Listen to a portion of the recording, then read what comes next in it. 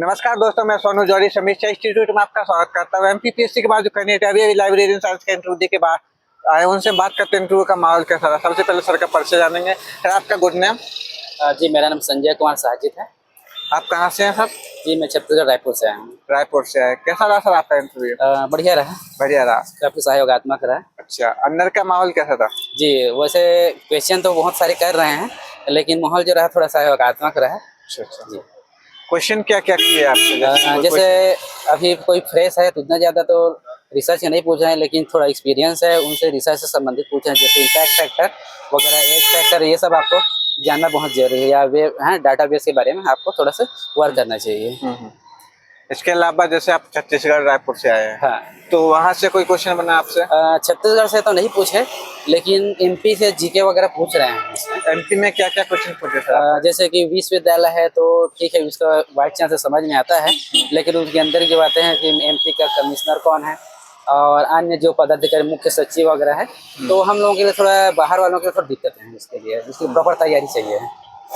इसके अलावा और कोई क्वेश्चन? जैसे कि भारतीय ज्ञान परंपरा पे भी क्वेश्चन हो रहे हैं, जो कि नेशनल एजुकेशन पॉलिसी के अंतर्गत आ रहे हैं ना, तो उन चीज़ों को तैयार होना चाहिए। भारतीय ज्ञान परंपरा पे आपसे क्या क्वेश्चन आता है? नहीं, भारतीय ज्ञान परंपरा में मुझसे ये था कि 10 पुस्तकों का नाम बताइए। अच्छा, 10 पुस्तकों के नाम हाँ, बताइए। तो ये थोड़ा मेरे लिए, मैं सॉरी बोल दिया इसलिए, कोई बात नहीं। कि काफ़ी हाँ, याद नहीं होता ये सब चीज़ें। इसके अलावा एनएपी पे क्या क्वेश्चन बना सकते? बस यही है कि जर्नल्स वगैरह के क्या डिफरेंस क्या होते हैं, जैसे कि पेरियोडिकल्स क्या होते हैं, मैगजीन्स क्या होते हैं, है ना, और साथ में उसमें जर्नल, मतलब जर्नल, मैगजीन और पेरियोडिकल, इसमें तीनों में क्या भिन्नताएं हैं, ऐसा उसमें कहा।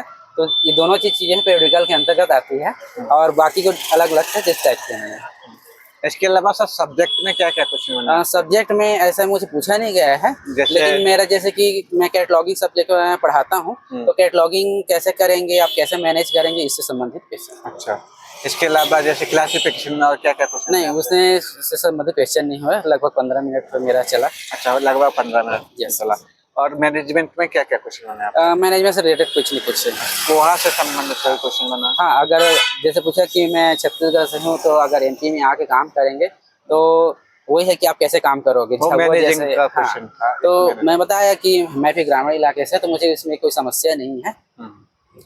इसके अलावा रंगनाथन जी से क्या क्या क्वेश्चन बना? हाँ, रंगनाथन से संबंधित पूछे कि जो कुछ पुस्तकें या जर्नल हैं उनके नाम बताइए। तो जर्नल तो मुझे एक याद आया, तो मैंने उसे बताया कि इसके अलावा और कोई क्वेश्चन? नहीं, ऐसा कुछ अभी करंट से संबंधित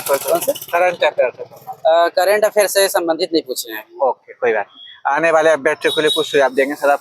जी जी, रिसर्च संबंधित जो डेटाबेस वगैरह है, इम्पैक्ट फैक्टर, जर्नल फैक्टर क्या क्या होते हैं, जो एच फैक्टर, जी है ना, I10, ये सब देख के जाना चाहिए, मैं सजेस्ट करूँगा इनके बाद, क्योंकि अभी जो टाइम है ये सब है ना, रिसर्च बेस्ड है, और नेशनल एजुकेशन पॉलिसी इसको रिकमेंड भी कर रही है ना, तो इस प्रकार से चीज़ों को थोड़ा समझ लें। बहुत बहुत धन्यवाद सर हमारे साथ जुड़ने के लिए। आपको बहुत बहुत शुभकामनाएं। Thank you sir. ठीक।